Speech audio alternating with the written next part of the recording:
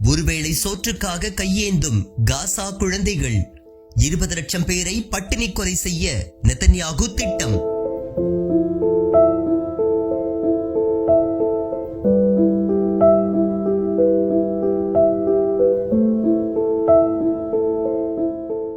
செத்துக் கொண்டிருக்கும் 20 லட்சம் காசா மக்களுக்கு உடனடி தேவை உணவுதான். பட்டினியால் இறந்த குழந்தைகளின் உடலுடன் பெற்றோர்கள் கண்ணீர் வடிக்கும் காட்சிகளும், வெயிலில் காய்ந்து கருவாடானது போல மெலிந்த குழந்தைகளின் புகைப்படங்களும் உலக நாடுகளின் முகத்தில் ஓங்கி அறைந்துள்ளது.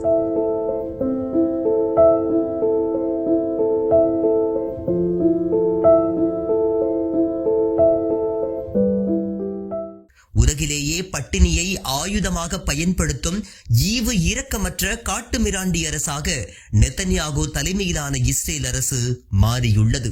ஒரு சொட்டு தண்ணீரை கூட காசாவிற்குள் விடாமல் தடுத்து வைத்து, மின்சாரத்தையும் தடுத்து, உணவுப் பொருட்கள் அனைத்தையும் தடுத்து நிறுத்தி வைத்திருக்கின்றது.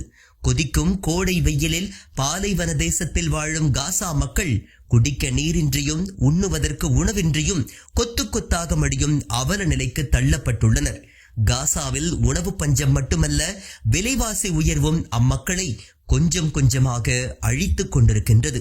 பார்லேஜி பிஸ்கட் 24 யூரோக்களுக்கும் மேல், அதாவது தோராயமாக ரூபாய் 2400க்கு விற்கப்படுவதாக கூறப்படுகின்றது.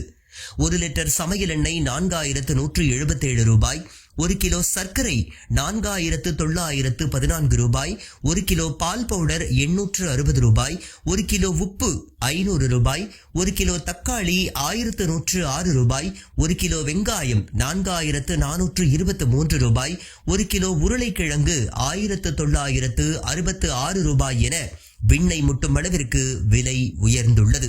இதனால் காசா மக்கள் ஒருவேளை சாப்பாட்டிற்கு கையேந்தும் நிலைக்கு தள்ளப்பட்டுள்ளனர்.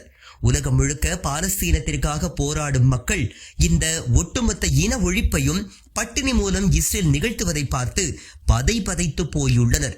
காசா மக்களுக்கு கைப்பிடி உணவு கூட கிடைக்காது என்பதில் நெதன்யாகு அரசு திட்டவட்டமாக உள்ளது.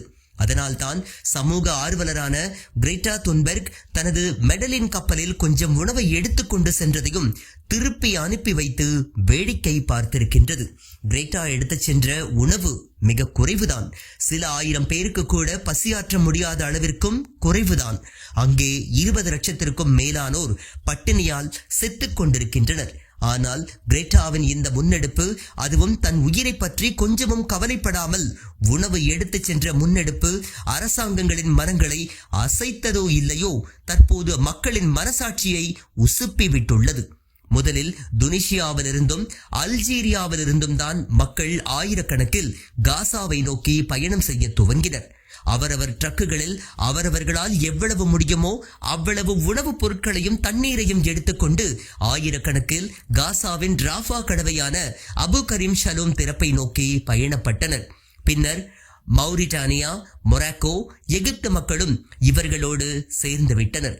ஒரு மாபெரும் அலையை போல ஆயிரக்கணக்கான வண்டிகளில் தற்போது இவர்கள் எகிப்தில் உள்ள அபு கரீம் ஷலோம் கடவை முன் குவிந்து வருகின்றனர்.